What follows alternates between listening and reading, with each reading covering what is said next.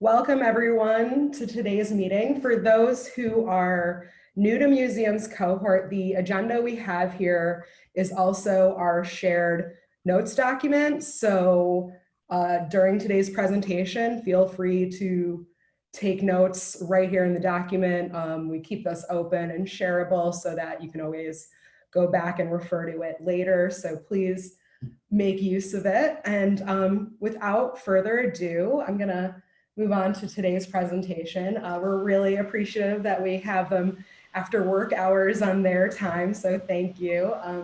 Today's guests are Ashley Kelleher from who's the Digital Projects and Systems Librarian, and Jessica Williams, who's the IT Project Manager at the British Museum Library. And they're gonna just talk about the recent transition to a new system there. So I'm gonna just hand things over to you. Take it away.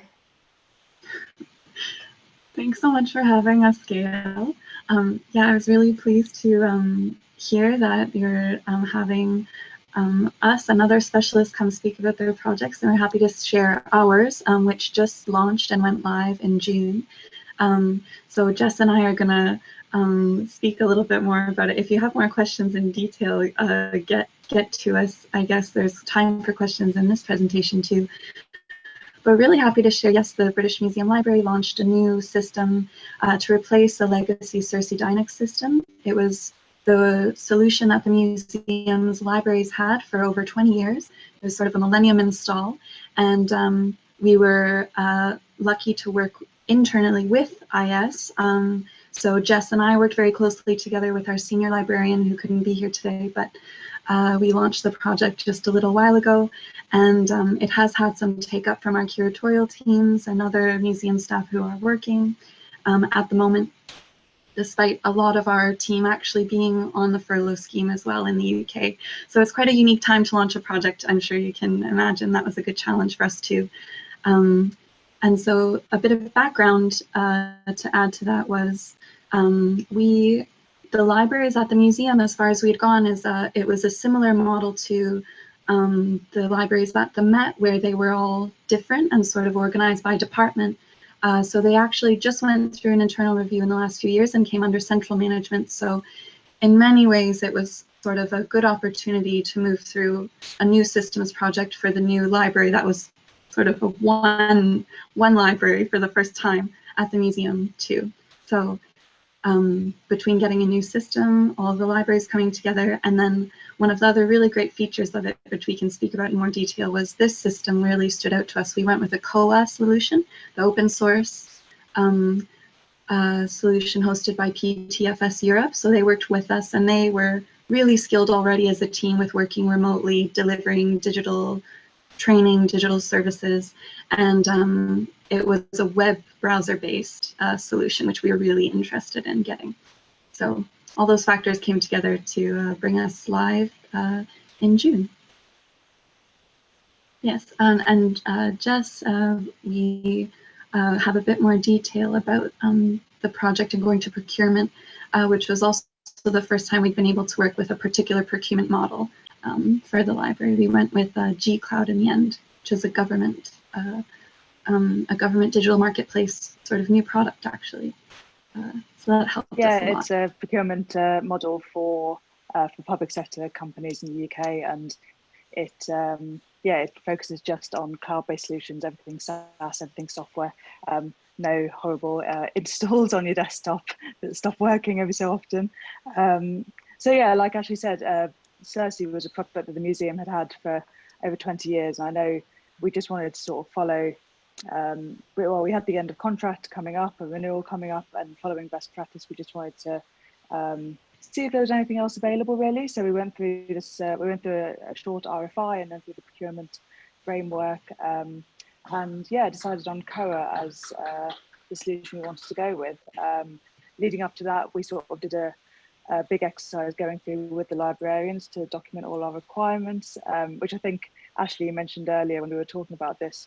Sort of that exercise that we did beforehand was really key for us then going into the procurement exercise, because no one really has the time in their own department to sit down and say, right, what do we do? What do we need? What's a must? What's a want? So having IT come in, well, I don't want to like blow our own horn, but I think what we try and do in the IT department is help other departments who don't have the time to sort of do that analysis on what they need from their software. So that was sort of a couple of months that we spent on that, just talking to everyone and getting all that information down, which made the procurement process really quite smooth, I think, because we knew exactly what we were looking for. And the project, we signed the contract with PTFS in February this year, and the project kicked off, and we had a couple of in-person meetings. It was lovely. They came down to the museum and we had biscuits and it was lovely. And then coronavirus happened.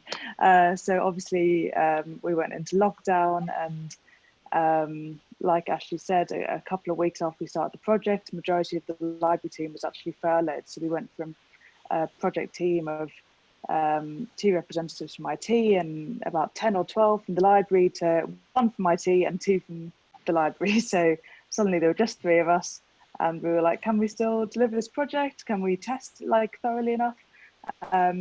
But it went quite well, would you say, Ashley? It was quite smooth. Yeah. It was. It actually, there were a few surprises for us along the way when one of the reasons I'm really pleased, and even more so in retrospect, that we went with the solution we chose after putting the reference framework together, it must have been, it was a few hundred like requirements that we put together in the fall, wasn't it? And then going through that, and then the G-Cloud framework. So COA came out, the open source solution, as not only a cost-effective solution, but because their team was so sort of affluent in, I guess, the emerging sphere of working online as well. Even before the pandemic happened, one aspect of the project delivery was they were being a really good supplier in scheduling and training sessions for our whole team, which was something we hadn't had before. It had traditionally been the systems role in the library that was going to be the sort of distribution point of all the training. So this was really good because this time we all were trained on all modules, and because it was online attendance for the training, because by that time we had gone into lockdown and we're working from home. We had originally set out that the training would be attended maybe by strategic like members of the team who, okay, this person deals with more with acquisitions, they can attend this module and we'll nominate them for that. But actually it just came to be that everyone attended everything, even though it was optional. So the uptake was actually much higher than expected. And enjoyed, frankly. I think it was about 2 weeks of every day for 3 hours. I think the project lead on the supplier side, Janet McGowan, she deserves full credit for running all of those sessions with all of us online every morning for about 2 weeks. But I was really pleased with that, actually, because I don't think we would have had that turnout actually if it was on site. So it, interestingly, started to change that. And then, yes, we went through, we did a metadata mapping exercise, we did, and it was all openly documented. The supplier was making use of recycled Google Docs templates that they gave to clients to fill out. So all members of the team who were able to participate at that point were able to fill out their own tickets to submit them. So they had a much faster rapport with the supplier, and Janet basically handled a lot of traffic from us at that time, I think. So, and then we delivered on schedule. We did have one surprise toward the end date of delivering the project, which was we hadn't been aware before, but also we realized that we didn't ask whether users who are registered in your system, for example, if they were members of the public just coming into the library using it for reference, if they made an account, it turned out that that would also give them access to e-resources offsite. So unfortunately, we had to reevaluate the policy for offering public members of the library accounts that they could take outside of the site. So I think in future we would ask about that, because that was another really appealing aspect of this system for us. It's delivered on many levels. Improvements have been that it's web-based, it enables our whole team to work remotely, which we did have before with the Cersei Dynamic solution, but via a VPN. And also it enables, just for a user perspective, now they have one account instead of, we had another account for authenticating digital resources before. So a user would have not one, but two, even up to 3 accounts. We also had discovery as a solution for finding articles. So there's a lot for the user to handle and a lot for our team to painstakingly explain sometimes. I'm sure many of us, I know we've said leading digital services, you can relate to explaining findability for those at times. So it's much simpler for the user now. And we had a lot of fun getting our hands a bit dirtier with the OPAC interface, which, yeah, Jess you worked a lot with as well. And yeah, you can do a lot with the Koa backend, and I'd sort of dabbled a little bit in like HTML and jQuery before, so I just had because we were working at home and I had a little bit more time on my hands because some of my other projects were on hold, I probably spent more time than I should fiddling around with the OPAC. But it was really fun. It was so easy to configure. And I mean, we can share it, I suppose. I could get it up in my library. Can I share my screen? Yes. Oh no, I can't share my screen. I can pop the URL. Can you share yours? Looks like we had. Oh, now I can. Here, so I must have made the wrong one co-host, but you should have screen shared now. Share. So hopefully that should pop up. So yeah, we spent a lot of time trying to get it so it matched our museum main website as much as possible. We could have probably spent more time and more money sort of investing in a lot of custom development, but one of the key drivers for this project, and one of the key reasons we sort of got it approved to go forward, was that we were going to be making a huge cost saving for the museum. So we didn't want to then say, but we're going to spend thousands of pounds on custom developments, because that would have made it much less beneficial. But yeah, the way that we could configure it and add Twitter things down here and just make it a much more modern interface, like you said, for the user, it's so much easier now, and it's actually nice to use. The old catalogue was quite old-fashioned, and there were some sort of integration issues that we had between the staff interface and the public catalogue. So now we have a much nicer, cleaner solution, and there's been lots of good feedback from the museum, so that is good. But as well as the front end, also in the back end, there's been so many different modules that we weren't using in Cersei Dynamics before, like acquisitions wasn't set up, and I know reporting was quite limited in Cersei.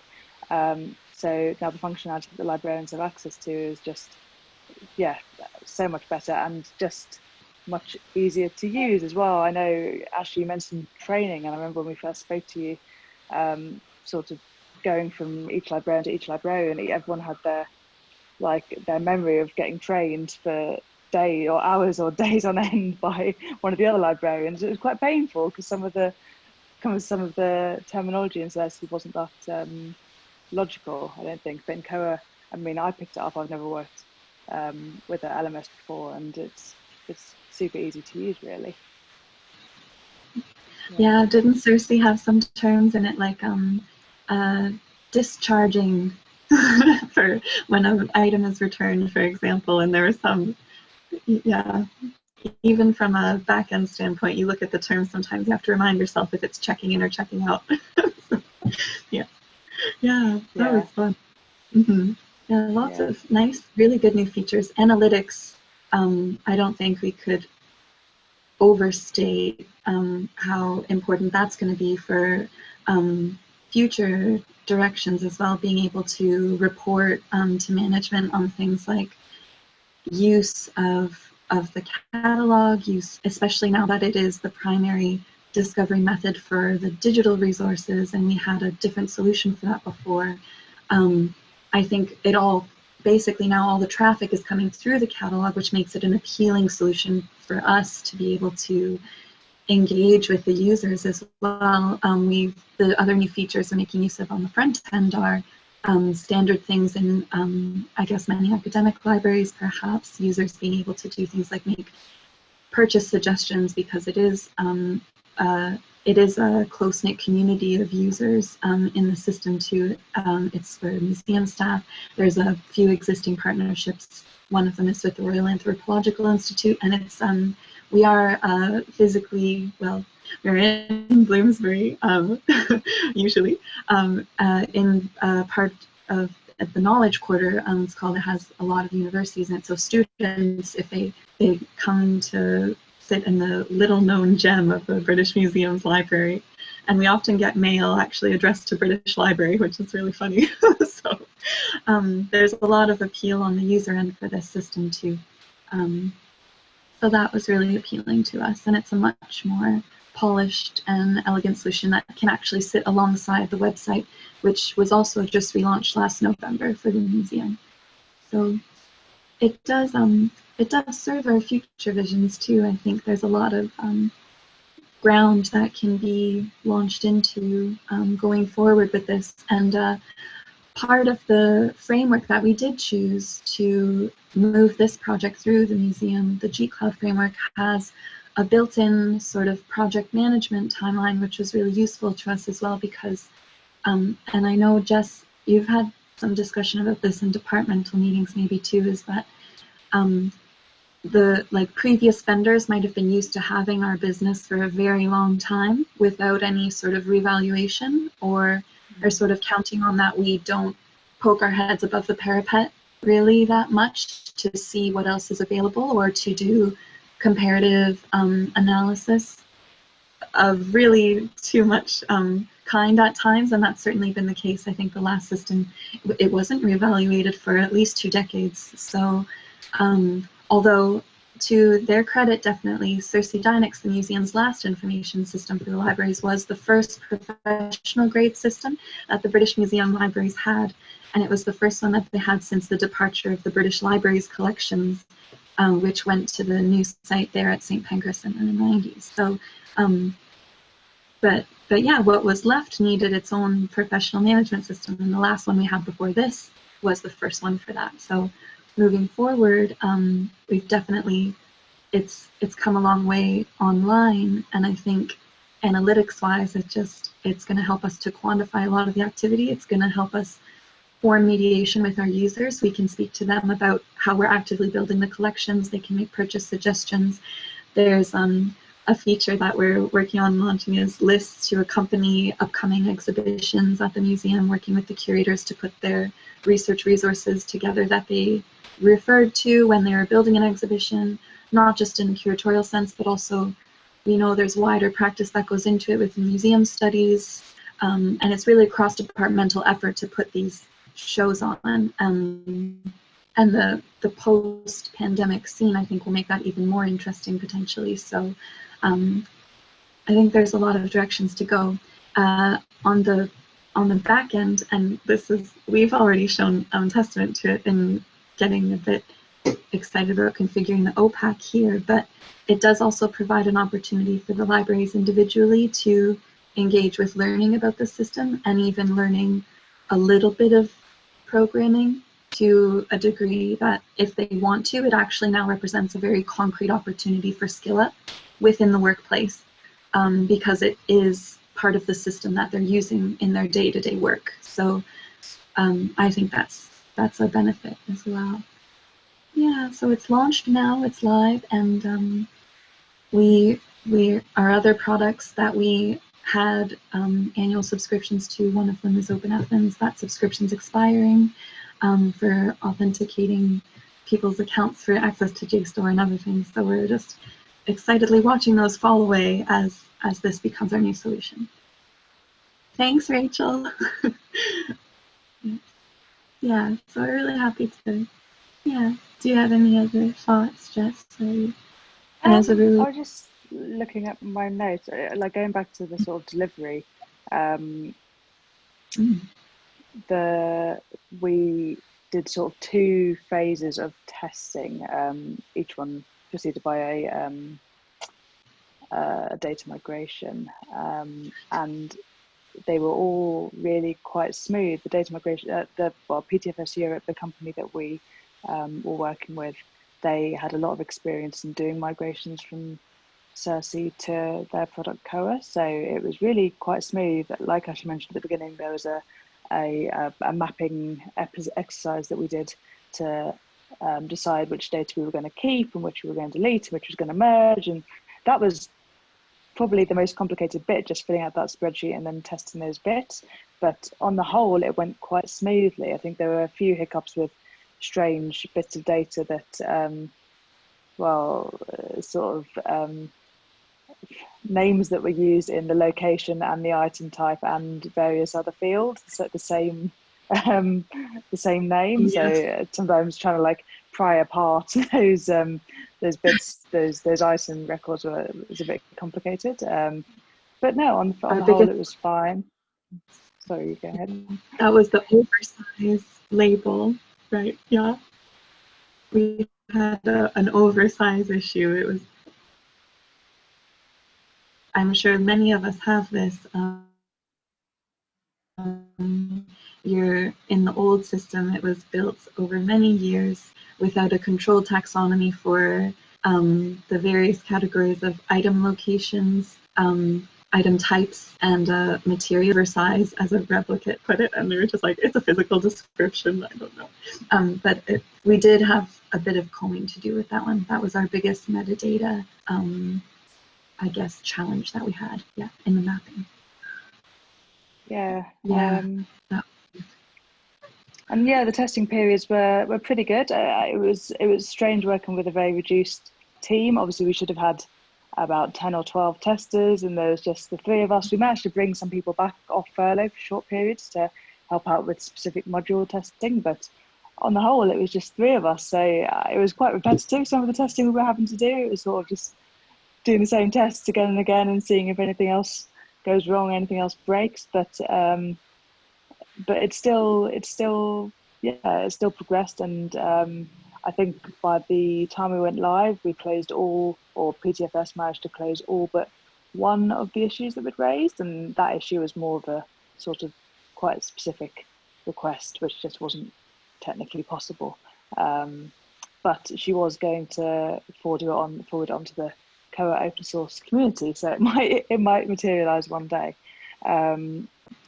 But yeah, I guess other benefits, like Ashley mentioned, we've now got AD integration for museum staff, which is going to make it much easier for them and hopefully encourage more use as well. I think whenever people have to have like a different password, it always sort of discourages them a little bit from using it, or they forget their password or this or that. But if people can just log in with one click, then they're going to be much more likely to use the system, hopefully, and library usage will be up. I guess the other thing to mention, the delivery was very successful and go live was great as well. We are obviously in a bit of a weird situation that the library is closed, and a lot of the sort of frequent users of the library are still on furlough and probably will be till the end of October. So we will probably, maybe towards the end of the year or early next year when the library reopens, we might find loads of issues that we haven't encountered yet, because we haven't had sort of high usage and high numbers demanding that the system do things. But we'll cross that bridge when we come to it, I guess. Yeah. Looking forward to it. Yeah. I don't know if I had anything else to mention, really. Did you, Ashley? Mm-hmm. Yeah, that about, it sums it up for me. I find it much easier to work with on a backend than Cersei Dynix was. Yes, another advantage is automating a lot of the notices that have gone out. Of course, it was possible before, but it's you can edit the notices directly now in the system. Before, we had to put it in a request. So little things like that, I think it's easing the time of the library team to engage more with users and collection development and upskilling than doing tasks that can be automated by the system or facilitated by it as sort of a hub to connect all of us. So yeah, I'm really happy we could push it through. It was about a year and a half in total from project start to finish. Yeah. We were, and when we're we were just doing the finishing the RFI, final a couple of state of vendors. documentation now.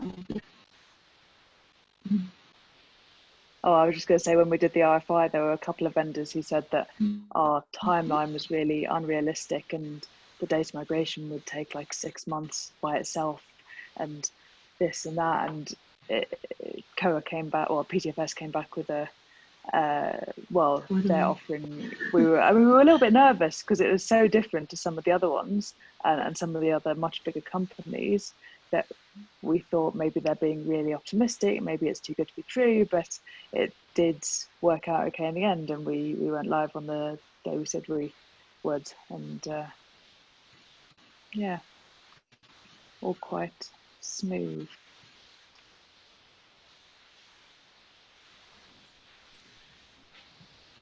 So I don't know if you saw, but we've had a few questions come into the chat. The first of which is, have you noticed big differences between the two systems in terms of search results and how terms are indexed?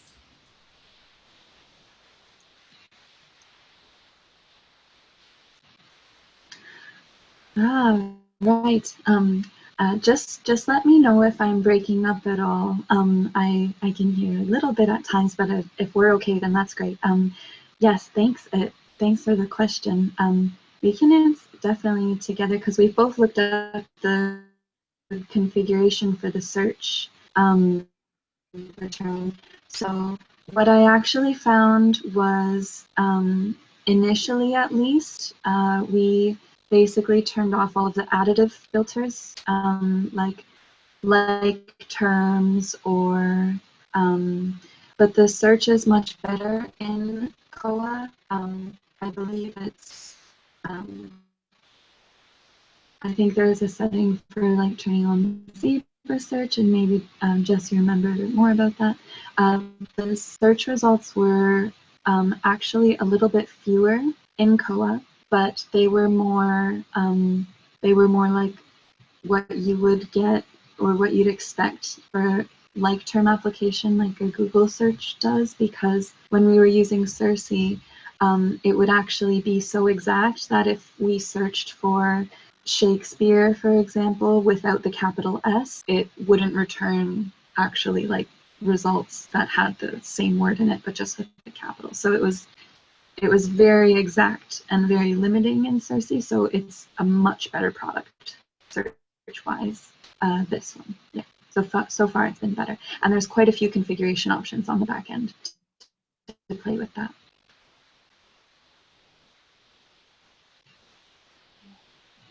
Great. Your, at least on my end, your audio is a little choppy, so you may have some luck if you just turn off your video for now. But our next questions coming in are, it says, it sounds like you didn't have acquisitions data to migrate in. Are you using the acquisitions module? And if so, what do you think of it? Right. We didn't have it set up in Cersei Dynix, so we are just setting it up from scratch in COA. It involved adding the EDI integration for 2 sellers. I believe we added ProQuest and one other that we purchase regularly from. Interestingly, when we were going through the project setup to, oh, and by the way, is the audio better now? I hope. Yes, I hear you much better. Okay, cool. Right on. Great. Yeah, so, but when we went through the configuration sort of checklist initially, COA were quoting us a fixed price for each vendor that we set up to get running from launch in the acquisitions module, but we found how to do that on the back end ourselves with relative ease, and so it had the effect of us taking off a vendor or two in the initial request because it saved us a bit of money, and then we could just, we didn't migrate anything over. All we did before launch was add the vendors. And now our acquisitions librarian is also returned from furlough, which is great news for us. And so she's been working to get it going with responding to suggestions made by staff. So that's part of the acquisitions module here too, is you can receive requests made by users on the other end of the system, and you can approve them, give them different statuses for rejection, different reasons for rejection or acceptance. And there's a lot of options that way. So I'm quite pleased with it so far, but I think we didn't work with one before in Cersei as well, so it'll be a learning curve for us. And we can catalog in COA, but we also use the Z3950 sort of smart port configurations to bring in bib data, so we don't do that much scratch cataloging. Yeah. If that answers the question. And if Jess, you have anything else to? Only thing I was going to add was the lady, Louise, who's the acquisitions librarian. She only came back from furlough last week, so I don't know whether she's had any specific feedback, good or bad, yet on it. We'd be happy to maybe provide an update in a couple of weeks when she's had some more time to actually try it out, if that would be helpful.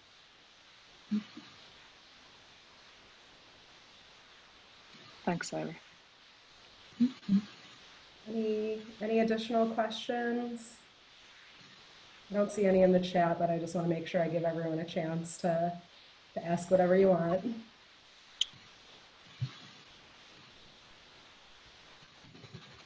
Oh, who was your vendor?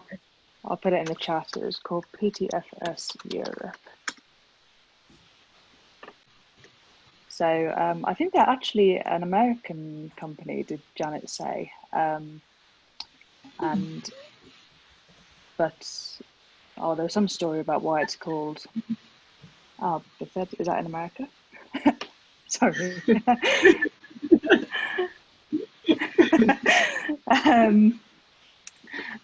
Yes. And yeah, they were really good. They aren't office based in the UK, at least, like Ashley said, so they all work remotely anyway. So it did work really well when we all had to go into lockdown, because they're used to working from home anyway. It didn't really change for them. It was just having to deal with us and our bad Wi-Fi connections and people with no laptops and things like that. But sorted out after a few weeks, so it was okay. Progressive Technology Federal Systems. I remember that Janet, the project manager from PTFS, couldn't actually remember what it stood for when we asked her that. So that's quite interesting. Now we know. That's great. Now we do. We can tell her.